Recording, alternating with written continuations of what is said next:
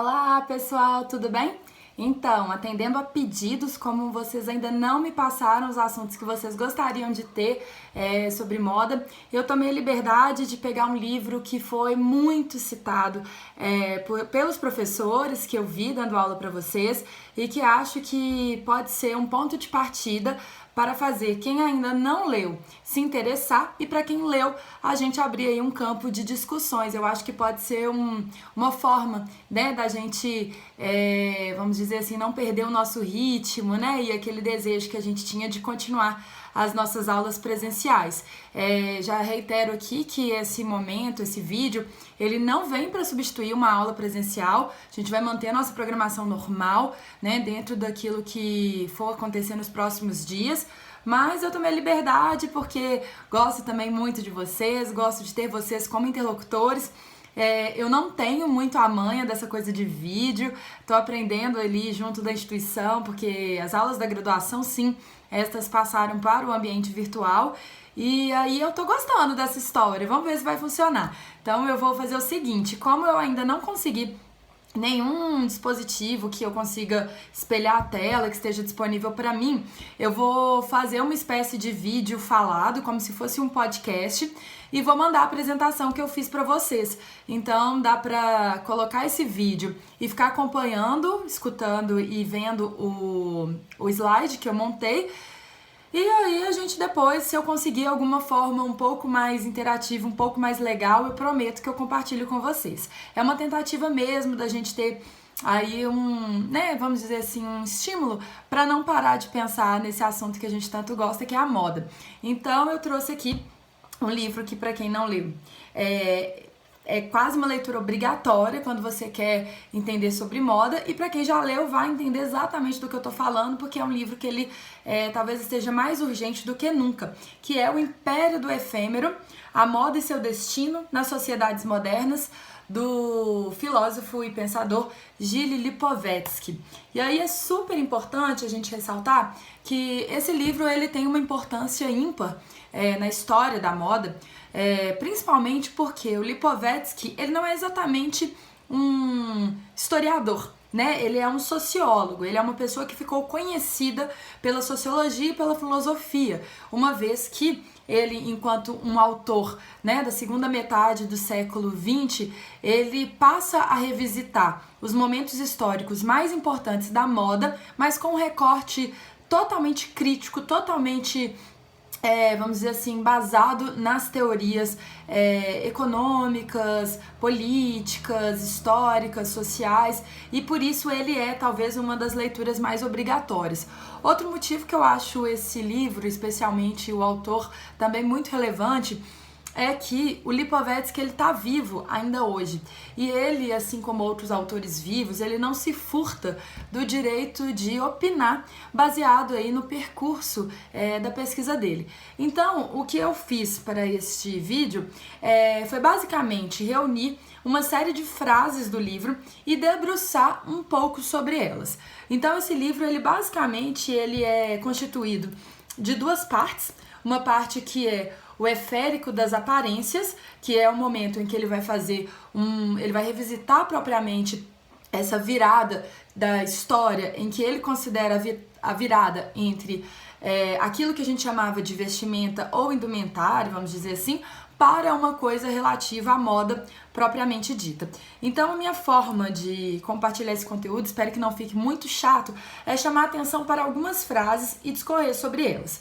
Então eu vou começar aqui sobre uma primeira frase que ela está na página 9 do livro, bem no inicinho, e que é o seguinte, ele diz o seguinte: a versatilidade da moda encontra seu lugar e sua verdade última na existência das rivalidades de classes, nas lutas de concorrência por prestígio que opõem as diferentes camadas e parcelas do corpo social. Então, o Lipovetsky, já na introdução, ele vai dizer pra gente que essa versatilidade, ou seja, essa forma plural em que a moda se apresenta, ela está intimamente ligada no aspecto das rivalidades de classe. Mais adiante, a gente vai discorrer um pouquinho sobre onde ele localiza isso, não vou dar spoiler, mas basicamente ele está dizendo que essa profusão de imagens que a gente costuma alocar no nosso gosto pelo novo, na nossa tendência por entediar muito rápido, etc.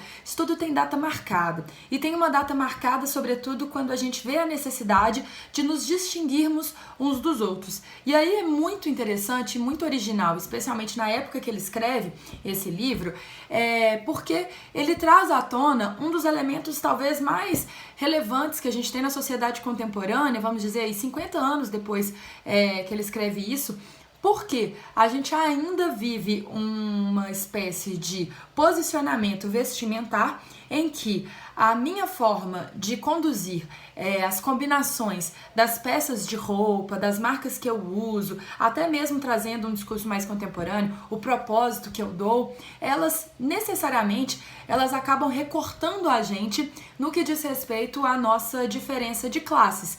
Por exemplo, quando a gente se intui num discurso de sustentabilidade e propósito, como a gente vê hoje, com muito peso e muita relevância, esses discursos eles são muitas vezes totalmente envolvidos ou totalmente direcionados para um público que tem acesso à educação, que tem acesso à informação, né? Não raro a gente vê nas regiões mais periféricas, muitas vezes o descarte de matéria, né, que a gente pode chamar de lixo, sendo feito de maneira arbitrária, ou mesmo as políticas públicas totalmente, vamos dizer assim, alheias, né, deixando mesmo que essas pessoas estejam de fora desses embates. Então, o que eu estou querendo dizer aqui, junto do Lipovetsky, que apesar dele ter trazido isso há muitos anos, é que ainda hoje, mesmo nos discursos que não são direcionados ao consumo, há ali um recorte de classes. E é aí que eu acho que é o pulo do gato para entender esse livro dele.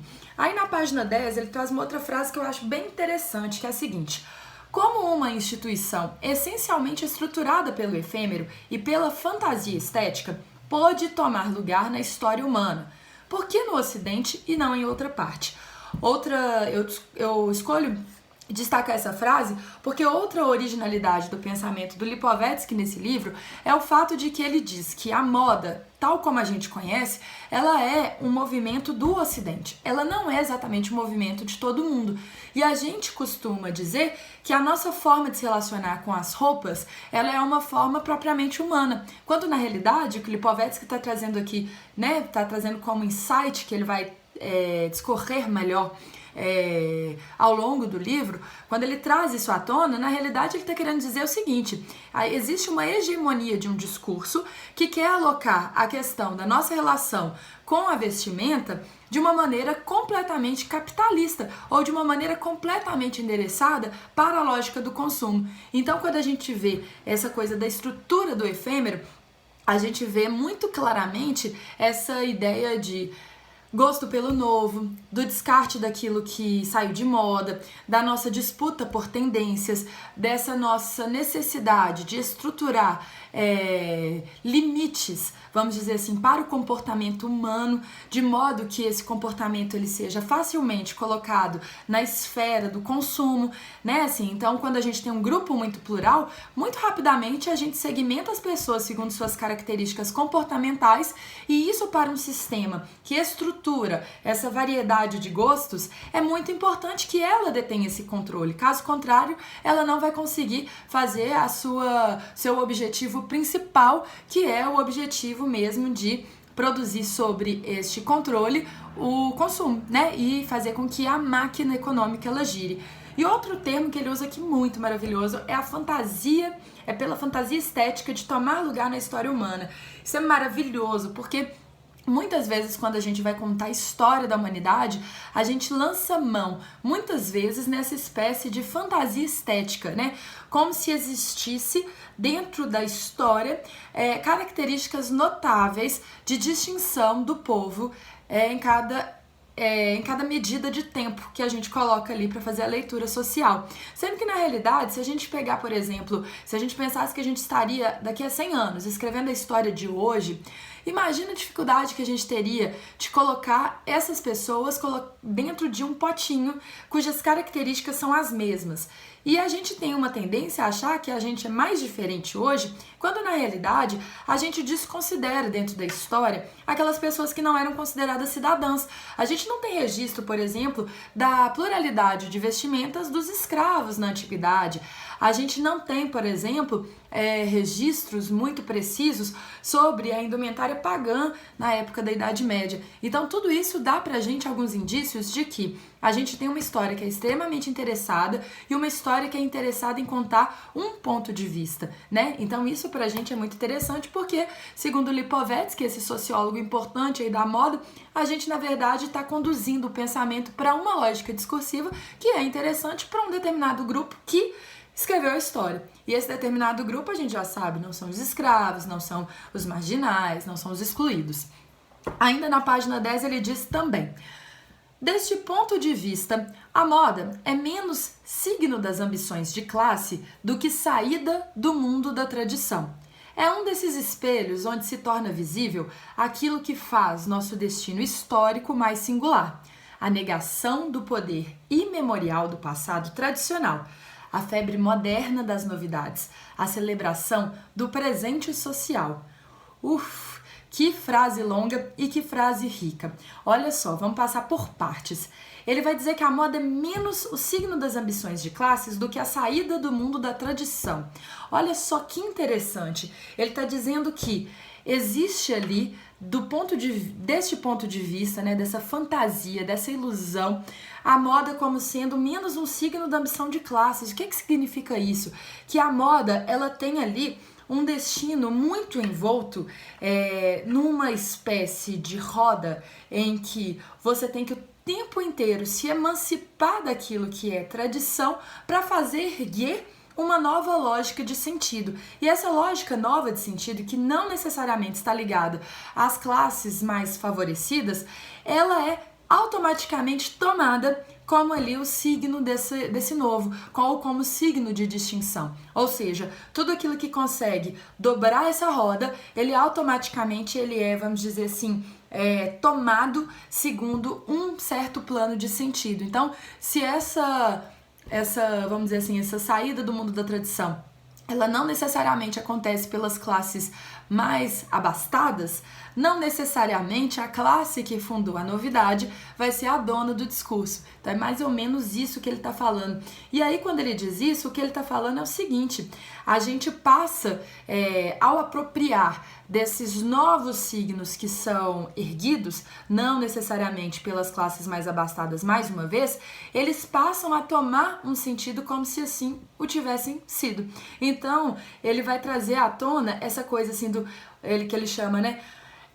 Espelho que se torna visível aquilo que faz nosso destino histórico mais singular. O que é o nosso destino histórico? A negação do poder imemorial do passado tradicional, a febre moderna das novidades e a celebração do presente social. Então é quase como se ele estivesse dizendo que historicamente a gente toma conta da história do passado para fazer surgir um presente social, justamente porque há, sobretudo depois da era moderna, um gosto pelo novo, né? Que é diferente de quando a gente tem ali um recorte de antiguidade que duram séculos a fio, um recorte de medieval, né? Um recorte medieval de idade moderna que se prolonga séculos a fio e de repente a gente tem ali meados do século XIV para o século XV uma alteração completa, em que essa lógica de reerguer a tradição, ela não é mais incorporada no discurso como algo de valor. Ao contrário, ela é tomada como a nossa incapacidade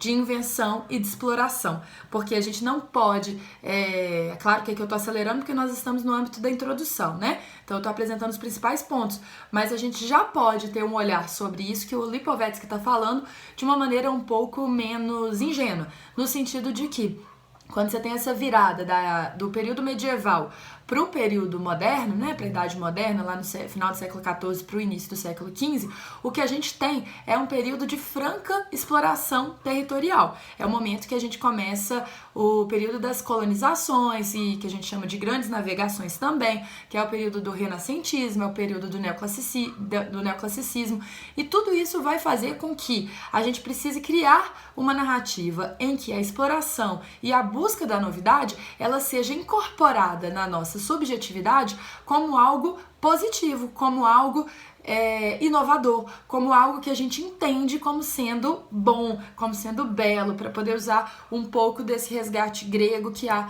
especialmente nesse período. Na página 13, Lipovetsky diz o seguinte: a moda não é mais um enfeite estético, um acessório decorativo da vida coletiva, é a sua pedra angular. Olha que incrível!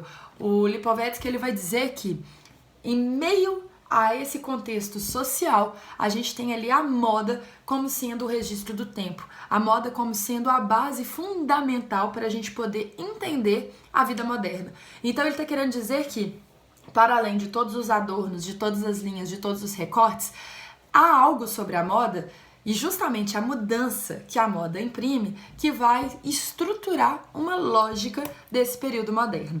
Ainda nessa página ele completa, abro aspas, a moda está nos comandos de nossas sociedades. A sedução e o efêmero tornaram-se, em menos de meio século, os princípios organizadores da vida coletiva moderna. Então, essa complexidade social que se dá a partir dessas grandes navegações, em que eu vejo eu e vejo o outro, que não sou eu, e ainda convoco os meus pares para fazer parte dessa malha econômica exploratória, eu preciso criar ali segmentos sociais que sejam facilmente identificáveis. E é justamente através da moda que a gente vai conseguir fazer isso acontecer. Outro elemento, eu tô um pouco gripada, não reparem. Outro elemento interessante que ele traz nessa página, ainda falando sobre a moda. Ela aparece, antes de tudo, como agente por excelência da espiral individualista e da consolidação das sociedades liberais. O comportamento do eleitor está prestes a conformar-se com o comportamento do consumidor. Aqui, meus queridos, eu nem vou aprofundar nessa introdução, mas está o coração da originalidade do texto do Lipovetsky, porque ele já está fazendo aqui, logo no início do livro, um recorte muito preciso em que você tem no âmbito público, na esfera política, uma relação com o social muito parecido com a sua relação com a moda. Porque se a moda ela emprega nesse domínio alguns agentes, dentre eles o consumidor, a gente vai entender que na lógica discursiva que atrai uma pessoa para o consumo, que está associada ao desejo propriamente dito, escondem-se todas as ambições desse agente social que, à primeira vista, segundo Lipovetsky, tem a ver com essa disputa de classes e com essa nossa necessidade de ascender as classes que a gente considera superiores às nossas. Então, toda a nossa esfera política será balizada por isso. Então, por exemplo, se a gente traz para a nossa lógica contemporânea, votos, por exemplo, o nosso voto sendo, por exemplo, endereçado para uma pessoa que na esfera pública, comprovadamente corrupta, ou uma pessoa com uma moral e uma índole duvidável, e a gente continua votando nela porque ela parece ter um projeto econômico que nos atende, cuidado, a gente está ali, por exemplo, embaçando todos os nossos afetos morais, toda a nossa educação ética em prol de pertencer a um determinado grupo. E é basicamente isso que o Lipovetsky ele vai falar, né? A gente, por exemplo, tem um exemplo da nossa memória recente, tem vários contemporâneos, mas eu prefiro não comentá-los. Mas, por exemplo, né, não raro as pessoas que estiveram, que eram adultas na época do Collor, por exemplo, né, que foi impeachmentado, essas pessoas não raro ouviam das outras que votavam nele que ele era um cara bonito, por exemplo. Que isso é uma segmentação de valor altamente capitalista, altamente voltado para a lógica de consumo, né, em que a beleza e o padrão, ela serve como uma justificativa para você poder fazer uma escolha do legislativo. Também agora, recentemente, com o voto do Trump, não raro a gente escutava as pessoas justificarem o voto, ignorarem completamente todas as suas falas preconceituosas, levando em consideração de que, se ele já era um cara rico, automaticamente ele seria um cara que não roubaria e que poderia fazer uma política diferente. Então, essas lógicas discursivas, elas remetem completamente à nossa lógica de consumo, na medida em que as relações sociais e políticas e o futuro da nossa nação, ele é mensurado por uma esfera econômica que está associada ao seu poder de compra. Olha só que coisa mais curiosa, né? A gente retira todos os outros elementos da ordem da ética, da ordem moral, da ordem civilizatória, para emergir esse nosso interesse em fazer parte de um grupo que consome e eleger pessoas que, nessa esfera, nos parecem ser mais razoáveis. Olha que coisa mais estranha. Outra coisa que o Lipovetsky fala, aí 2 páginas seguintes, na página 15, que é a ontologia da moda, sobre a ontologia da moda. A moda será sempre a moda. Sua denúncia é, sem dúvida, consubstancial a seu próprio ser. Ela é inseparável das cruzadas da bela alma intelectual. O que ele está querendo dizer é que a moda, ela tem uma ontologia, ou seja, ela tem um ser próprio. Ela é quase como se fosse uma faculdade, para usar um termo kantiano, que o próprio Lipovetsky mais adiante convoca, que é o seguinte, é você pensar a moda enquanto um vetor para a leitura do mundo. Então ele vai tratar a moda nesse livro dessa maneira. Então eu não vou agora cansá-los muito, a gente acabou de ler junto alguns highlights da introdução. Eu vou mandar para vocês, vou esperar que vocês deixem alguns comentários para que eu possa começar outro vídeo também comentando os comentários de vocês. Sugiro que quem não tem o livro, que compre ou pegue na biblioteca. Eu não sei se na biblioteca virtual do UniBH, eu vou tentar ver se tem. Se não tiver, ele não é um livro caro, ele é um livro fácil de conseguir. Na biblioteca física vocês conseguem também. E aí, se vocês gostaram dessa ideia, vocês me contem que eu continuo. Se não, a gente para aqui nessa primeira discussão, vocês me contam outras coisas que vocês querem saber. Mas se curtirem, eu tenho ainda preparado nesse slide, como vocês vão ver, a parte 1 e a parte 2 do livro também, que eu gostaria de conversar com vocês sobre. Mas, enfim, estou aberta a sugestões. Como eu prometi, se vocês não falassem nada, eu mesma ia trazer alguma ideia, tá bom? Um beijo pra vocês e que a gente realmente fique livre dessa nossa pandemia, desse coronavírus. E eu trouxe esse livro porque eu acho que ele reflete muito os tempos de hoje. Mais adiante a gente vai ver que tem uma lógica social, histórica, em que a gente ergueu muitos domínios e muitos sentidos que nos deixam muito afastados de solucionar problemas como estes, né? De você ter camadas sociais completamente expostas a uma doença, outras camadas completamente em crise, porque elas não estão preparadas para uma estrutura que nos convoca para o cuidado. Enfim, eu quero também saber o que vocês pensam sobre isso, tá bom? Um beijo e até a próxima!